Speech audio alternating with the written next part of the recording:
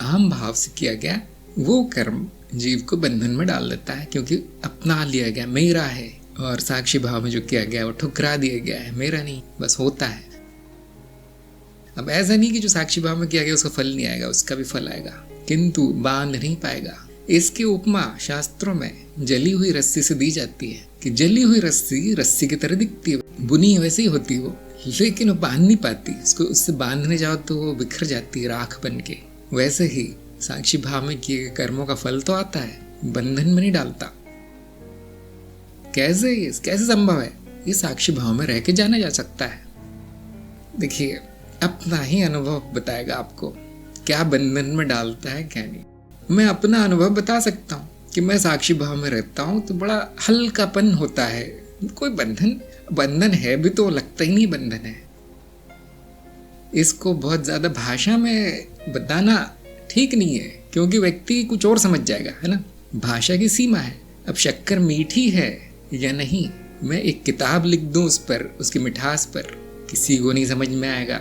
मीठा क्या होता है नहीं समझ। शक्कर खा लो, 1 मिनट का काम है, शक्कर खा लो। अब किताब नहीं पढ़नी है, अब कुछ बोलना नहीं है। इसीलिए मैं कहता हूँ साक्षी भाव में आ जाओ।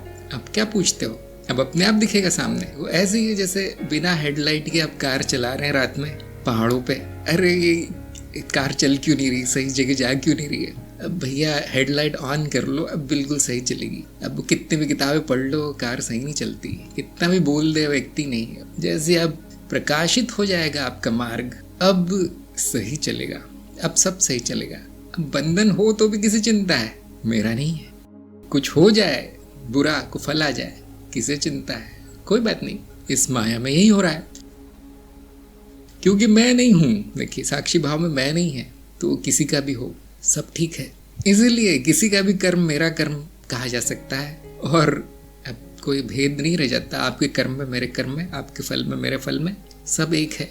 तो जो इस अवस्था में पहुंच गया है वो गुरु हो गया। आपने सुना होगा ना, गुरु जिन साधु के कर्म ले लेते हैं, उनको पता ही नहीं किसका कर्म कौन सा है, सब ले लेते हैं। वो जो आवश्यक है वो कर देते हैं। जब भी साक्षी भाव नहीं है तो वो तो बंधन ही हो जाएगा, फिर मेरा ही अहम भाव आ जाएगा और वो तो बंधन बन जाता है। तो ऐसा क्यों है, क्यों आता जाता है साक्षी भाव? क्योंकि नए नए हैं, अभी अभी शुरू किया है। जैसे हम बचपन में साइकिल चलाना सीखते हैं तो कई बार गिरते हैं, कई बार बैलेंस चला जाता है। क्यों? नए नए हैं, और एक बार सीख गए तो हमेशा रहता है। तो चिंता करने की बात नहीं है। जितना समय साधना में बिताएंगे, इस भाव में बिताएंगे, उतना कम अहम भाव रहेगा, उतना कम अंधकार रहेगा, और अधिकतर जागृत अवस्था प्रकाशित रहेगी। और जो शुरू कर रहे हैं उनको जागृत अवस्था से ही मतलब है। बाकी अवस्था में तो कुछ होता नहीं खास, जीवन तो जागृत अवस्था है। तो अधिकतर जागृत अवस्था भी कौन सा समय, जहाँ पर हम कर्म कर रहे होते हैं, जहाँ पर बाकी लोगों से व्यवहार होता है, उतना ही समय साक्षी भाव में रह जाए व्यक्ति, बहुत है। देखिए, 99% बंधन छूट जाएंगे। हाँ, मैं घर में अकेला बैठा हूँ, खा रहा हूँ, पी रहा हूँ, सो रहा हूँ, अब उसमें साक्षी भाव क्या करेंगे? इसमें कोई साक्षी भाव की आवश्यकता है नहीं। जैसी अब कठिन परिस्थिति में हो, या किसी से वार्तालाप है, कुछ कर्म हो रहा है, वहां पे बहुत जरूरत है। मैं तो इतना कहता हूं कि बाकी सब छोड़ दो। जो कठिन परिस्थितियों में साक्षी भाव रख पाए, शांत रह पाए, वो उसने साध लिया है, उसने साध लिया साक्षी भाव। बाकी क्या करते रहते हो? साक्षी भाव 24 घंटे बेकार है, बेकार है।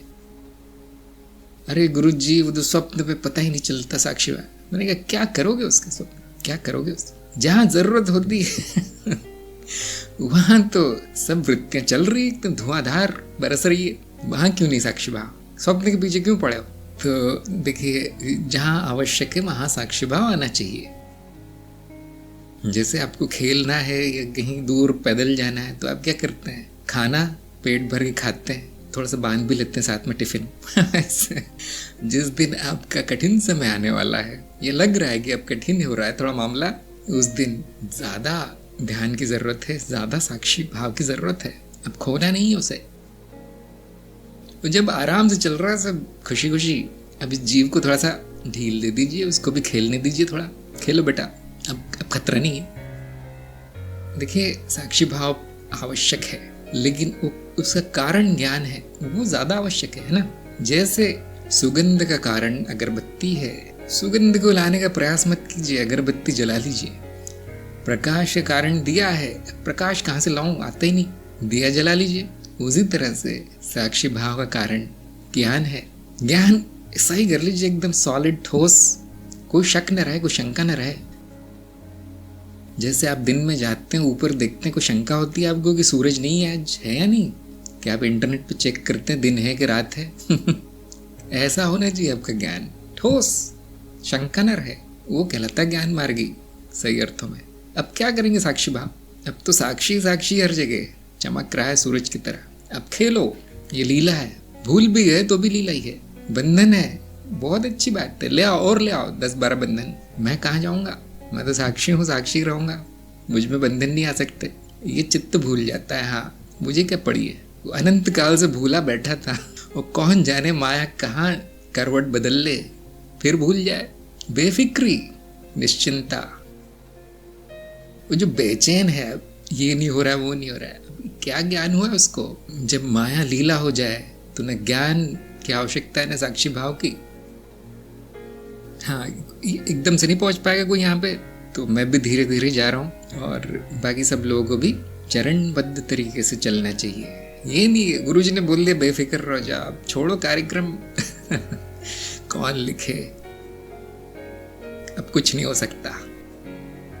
हम ऐसा कह सकते हैं कि जो भी हो रहा है, अनुभव आदि, संसार आदि, वो सपने की तरह है, स्वप्न मात्र है लेकिन प्रतीत होते हैं। अब उसमें रुचि तो समाप्त हो ही जाएगी। बिल्कुल सही, रुचि समाप्त होना भी तो इस स्वप्न का भाग है, रुचि आना भी स्वप्न का भाग है, उसमें समाप्त होना भी स्वप्न का भाग है। माया से बची कहाँ जाओगे, सभी तो स्वप्न ही है।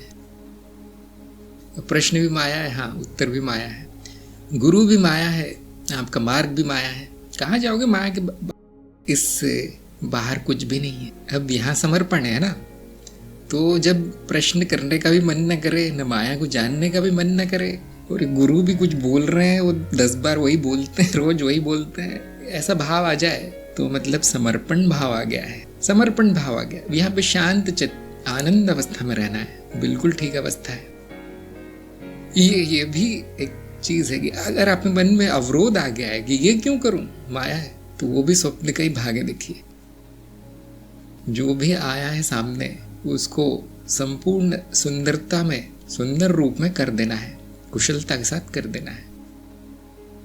ऐसी मुक्ति ही माया से मुक्ति है। माया का तिरस्कार, माया से बैर, माया से भेदभाव, नहीं माया से नहीं, मुझे कुछ नहीं करना, तो जाओगे कहाँ फिर? मैं ही माया हूं।